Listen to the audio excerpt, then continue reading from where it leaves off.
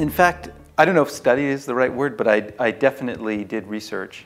And I spent time with geneticists in writing the script and in the making of the movie. I also spent time in labs. I did spend some time visiting, watching the work that was being done. And I must say that in one particular visit, I had a kind of profound experience. I was given a slide, or actually it was a petri dish, and in it was a pig fetus. But it was only a few days old, and it was composed of 100 cells. And looking at it in the microscope, you could see it had a heart. There was no blood yet, but there was a heart, and it was beating. And I think it's the most raw picture I've ever seen of what life is. You could see that life is a force, as much a force as gravity or nuclear energy or whatever. It's something. This thing wanted to exist. And in a way, that's sort of been the story of this film, because it's been a very long journey to this point. It's taken me nearly a decade to make Splice. And on many occasions, I thought the film was dead. But somehow, this film wanted to exist. The thing that really inspired Splice way back when was a mouse. But it wasn't a normal mouse. It was a mouse that appeared to have a human ear growing out of its back.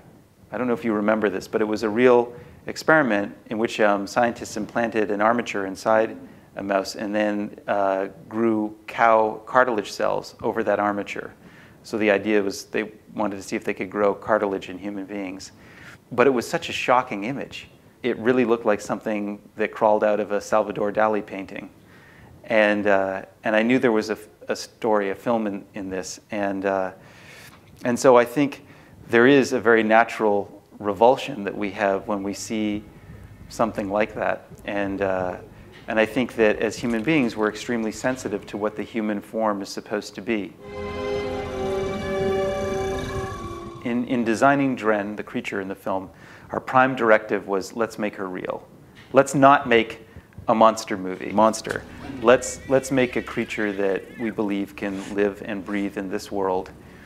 And in doing research, we really found that there was no reason to exaggerate from reality, that truth is stranger than fiction. And when you look at what actually exists out there, what incredible forms life can take, it's stranger than anything you would ever see in a science fiction film or read in a science fiction novel. Life is weird.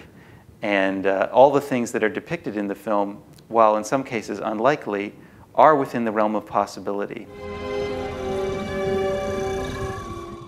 Just before we shot the film, in the UK, they legalized the creation of animal-human hybrids as embryos.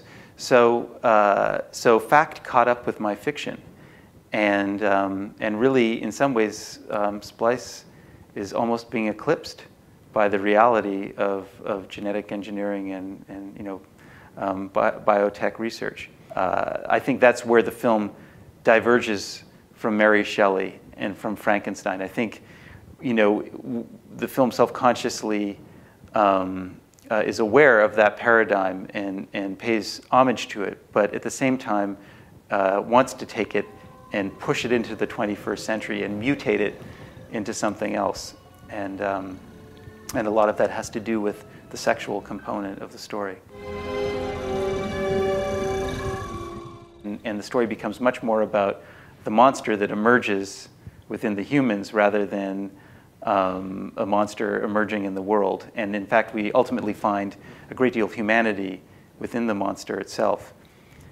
So it's really, this movie is definitely a creature film spliced with a relationship movie. It is very much about the psychology of the relationship between creature and creators. It definitely, and gleefully, I guess you could say, delves into some pretty disturbing Freudian territory. And I think it's that kind of horror film. I think it really wants to get under your skin. It wants to infect you in a way.